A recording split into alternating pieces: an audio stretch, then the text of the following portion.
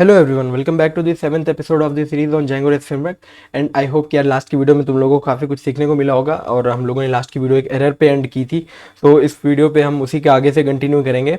And मैंने last की video में बताया था कि यार बेसिकली हमें ये एक एरर मिल रही है जिसमें बोल रहा है object of type checklist is not Jason serialisable. तो अभी हम अगर अपने कोड में जाएं एंड यहाँ पर हम देखेंगे तो यहाँ पे हमें क्या हो रहा है, डेटा में क्वेरी सेट रिटर्न हो रहा है एंड इस क्वेरी सेट को हम रिस्पॉन्स को दे रहे हैं सो दैट वो उसको जेसन फॉर्मेट में कन्वर्ट करके दिखा सके। तो ये एरर बेसिकली इसलिए आ रही है बिकॉज ये जो हमारा डेटा टाइप है ना, जो हमने क्वेरी सेट निकाला इसका डेटा टाइप है क्वेरी सेट, ठीक है। और क्वेरी सेट जो होता है वो पाइथन का नेटिव डेटा टाइप नहीं होता है। दैट्स वाई इस रिस्पॉन्स क्लास को कन्वर्ट करने में डिफिकल्टी हो रही है उस डेटा को, ठीक है। बट रिस्पॉन्स क्लास क्या होती है, ये बेसिकली पाइथन का जो नेटिव डेटा टाइप्स होते हैं ना, like dictionaries and list and tuples, so उसको कन्वर्ट करने में ये आसानी से कर लेती है। बट कभी जब ऐसा नेटिव डेटा टाइप नहीं होता है तो उसको कन्वर्ट करने में इसको दिक्कत आती है। तो मैंने बताया था उसके लिए कि यहाँ पे एरर इसलिए आ रही है बिकॉज हमने कोई सीरियलाइजर नहीं बनाया, राइट। तो ये सीरियलाइजर्स होते क्या हैं? तो सबसे पहले कल ही मैंने बताया था आप लोगों को लास्ट की वीडियो में कि सीरियलाइजर्स वो होते हैं जिससे हम नेटिव डेटा टाइप्स होते हैं या फिर कोई अदर डेटा टाइप है उस लैंग्वेज का, तो हम उसको जेसन फॉर्मेट में कन्वर्ट करने के लिए यूज़ करते हैं। सो सपोज करो कि ये बीच में हमारा ये सीरियलाइजर है, जेसन सीरियलाइजर। तो ये इधर साइड हमारे पाइथन के डेटा टाइप्स हैं। उन डेटा टाइप्स को किस तरीके से कन्वर्ट करना है जेसन में, उसके लिए हम लोग सीरियलाइजर का यूज़ करते हैं। तो यहाँ पर देख सकते हो डिक्शनरी जो है वो जेसन ऑब्जेक्ट में कन्वर्ट हो जाती है एंड जो लिस्ट है वो जेसन अरेज में कन्वर्ट हो जाते हैं। स्ट्रिंग ही रहती है एंड ट्रू जेसन का ट्रू बन जाता है, फॉल्स जेसन का फॉल्स बन जाता है, नन जो वैल्यू जो होती है वो नल बन जाती है, कस्टम क्लासेस जो होती हैं वो जेसन फॉर्मेट में कन्वर्ट होती है। सो इस तरीके से जो हमारे पाइथन के टाइप्स होते हैं वो जेसन वैल्यूज़ में कन्वर्ट हो जाते हैं और ये बहुत ही बेसिक है।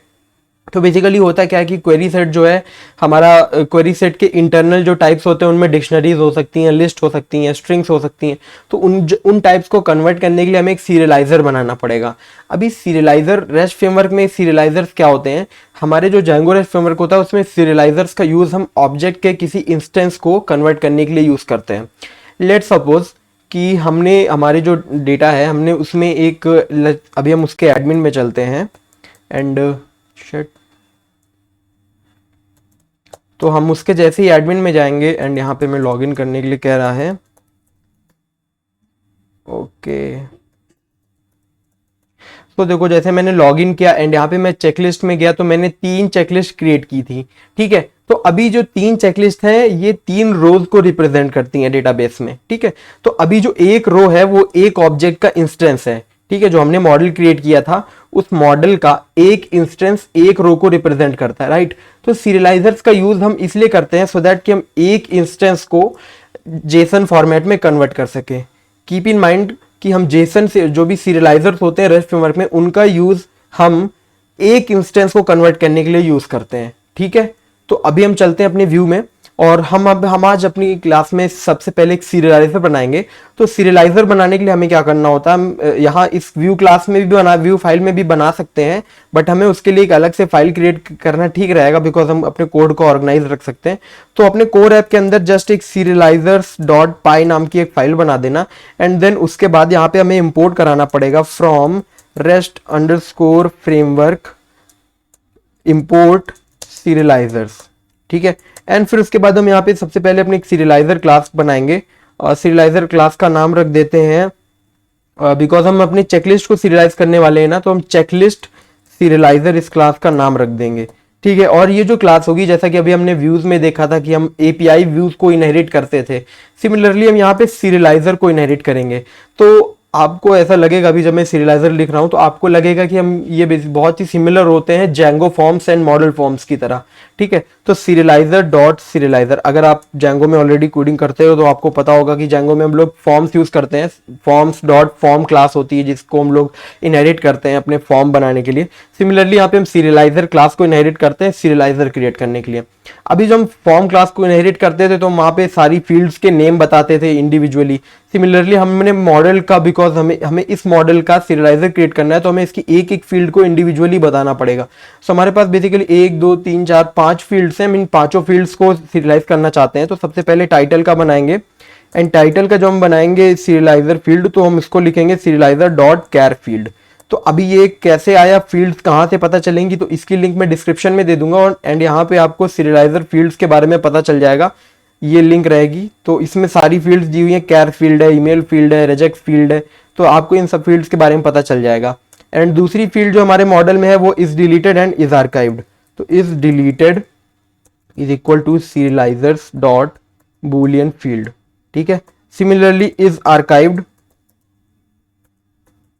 Is equal to serializers dot boolean field. And फिर उसके बाद नेक्स्ट फील्ड है created on serializers dot date time field. फिर उसके बाद है updated on serializers dot date time field, ठीक है। तो हमने इन फील्ड्स को क्रिएट कर दिया एंड अभी हम इसको सेव कर देंगे। तो अभी हमारा सीरियलाइजर, ओके यहाँ पे कुछ गड़बड़ी है, तो अभी हमारा सीरियलाइजर रेडी है और डेटा को अब हम क्वेरी सेट को रिटर्न कर सकते हैं। तो बेसिकली अभी मैंने थोड़ी देर पहले आपको बताया था कि जो सीरियलाइजर्स होते हैं उनका केवल यही काम होता है कि मॉडल के किसी एक इंस्टेंस को कन्वर्ट करना जेसन में, ठीक है। तो अभी सबसे पहले हम इस सीरियलाइजर को इंपोर्ट कर लेते हैं, सीरियलाइजर्स इंपोर्ट चेकलिस्ट सीरियलाइजर, ठीक है। एंड अभी हम यहाँ पर अपना बीच में डेटा कोड इंसर्ट करेंगे। तो देखो हमारा जो ये जो डेटा है इस रिस्पॉन्स क्लास में जा रहा है, ठीक है, और इसको यहीं पे डिफिकल्टी हो रही है कन्वर्ट करने में, ठीक है। तो हम यहाँ पे क्या करेंगे, सीरियलाइज्ड डेटा। अभी हम सीरियलाइज्ड डेटा मैंने यहाँ पे लिख दिया, अभी हमने इसको क्रिएट नहीं किया है, तो क्रिएट करते हैं उसको भी। सीरियलाइज्ड डेटा कहाँ से आएगा, तो सबसे पहले तो हम अपना सीरियलाइजर को जो क्लास हमने बनाई है उसको यहाँ पे इंस्टेंशिएट करेंगे, ठीक है। आपको पता होगा इंस्टेंशिएट करना कैसे करते हैं, किसी भी आपने फॉर्म में भी इंस्टेंशिएट किया होगा ऑलरेडी, फॉर्म को, किसी एम्प्टी फॉर्म को इंस्टेंशिएट कैसे करते हैं पता होगा। तो सिमिलरली सीरियलाइजर को भी हम इंस्टेंशिएट करेंगे एम्प्टी डेटा के साथ, ठीक है। तो अभी हमने सीरियलाइजर को इंस्टेंशिएट कर दिया, बट ये तो एम्प्टी सीरियलाइजर बन जाएगा ना, और हमें एम्प्टी का करना क्या है, हमें सिंपली करना क्या, हमें इस डेटा को पास कर देना है इसमें। सो दैट होगा क्या कि जो हमारा सीरियलाइजर है वो इस डेटा को, विच मीन्स ये जो क्वेरी सेट है ना, अभी इस क्वेरी सेट में मल्टीपल रिजल्ट्स कंटेन है, ठीक है। यहाँ पे एक रिजल्ट नहीं है, यहाँ पे तीनों जो हमने चेकलिस्ट क्रिएट की थी एडमिन पैनल में वो तीनों की तीनों इसमें कंटेन्ड है। तो इन तीनों की तीनों चेकलिस्ट को हमने दे दिया और इस सीरियलाइजर उसको सीरियलाइज करेगा।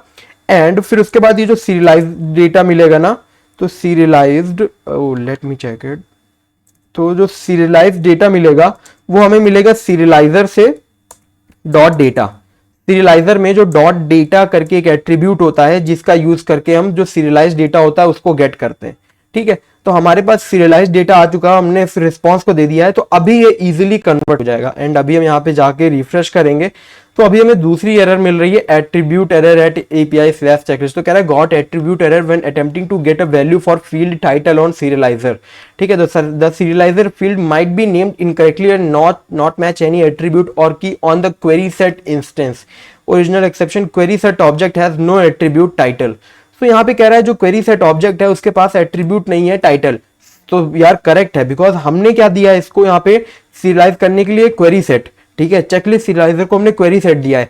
एंड क्वेरी सेट जो होता है वो एक तरीके की पाइथन की कई सारी लिस्ट होती हैं जो कि उसके अंदर कंटेन्ड होती हैं, और हर लिस्ट एक ऑब्जेक्ट को रिप्रेजेंट करता है, ठीक है।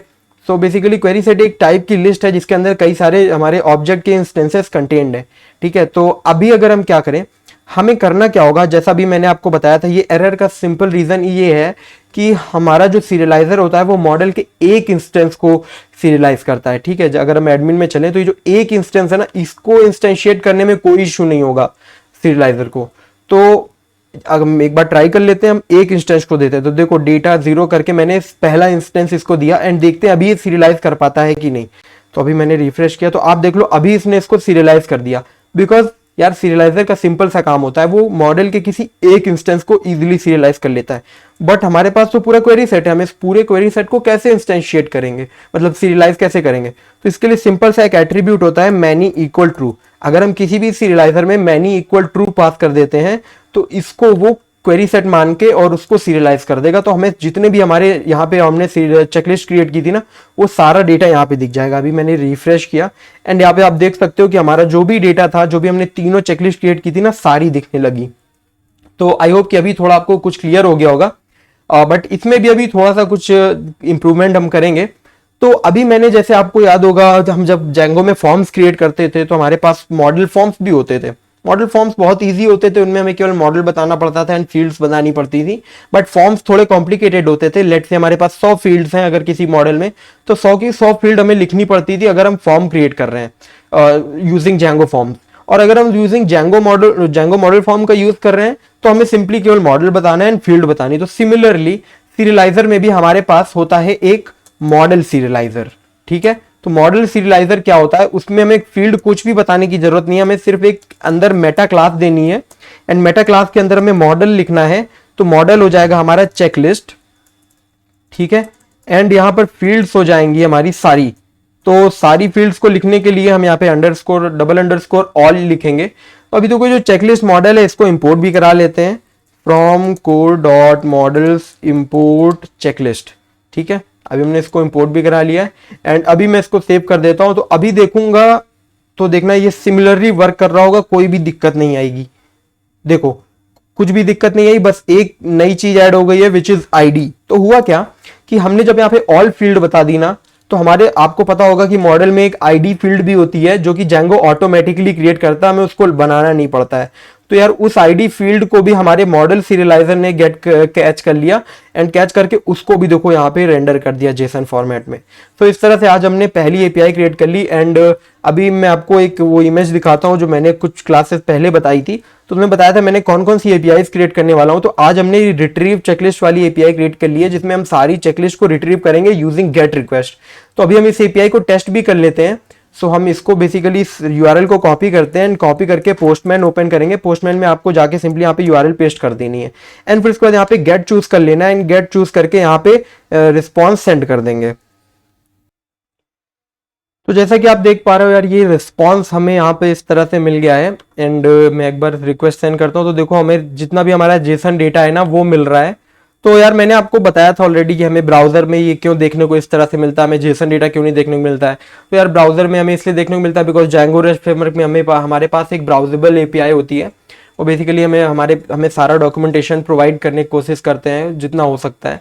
सो दैट्स हमें यहाँ पे ऑलरेडी एक टेम्पलेटेड फॉर्मेट में और प्रॉपरली मतलब ब्यूटीफाई होकर सारा डेटा देखने को मिल रहा है। तो आप बेसिकली जब भी आप कोई फ्रंट एंड कोई सिंगल पेज एप्लीकेशन रिएक्ट में या फिर एंगुलर में बना रहे हो तो आप अगर उसमें आप किसी इस एपीआई में रिक्वेस्ट करोगे ना तो आपको जेसन फॉर्मेट में ही डेटा मिलेगा। You don't have to worry about it.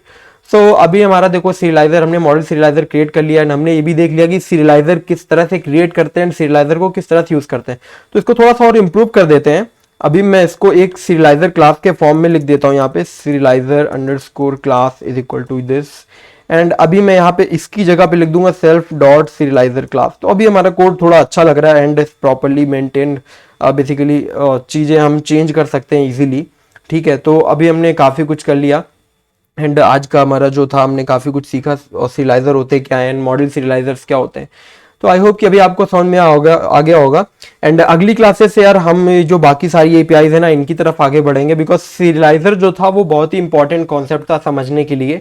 And अगर आपको फिर भी नहीं समझ में आया तो आप डाउट सेक्शन में कमेंट्स में पूछ लेना या फिर आप डिस्कॉर्ड सर्वर ज्वाइन कर लो, डिस्क्रिप्शन में आपको उसकी लिंक मिल जाएगी। तो आप मुझसे डायरेक्टली डिस्कॉर्ड में भी क्वेश्चन पूछ सकते हो। अगर आप लिंक्डइन में मुझे फॉलो करते हो ना समझ में आपको कुछ को तो मुझे लिंक्डइन में डायरेक्टली मैसेज कर दो, मैं वहां पे भी रिप्लाई कर देता हूँ, ठीक है। तो आई होप कि यार आपको काफ़ी कुछ सीखने को मिला होगा एंड नेक्स्ट क्लास में हम लोग ये सारी एपीआईज नेक्स्ट वाली क्रिएट करेंगे and thanks for watching, good bye.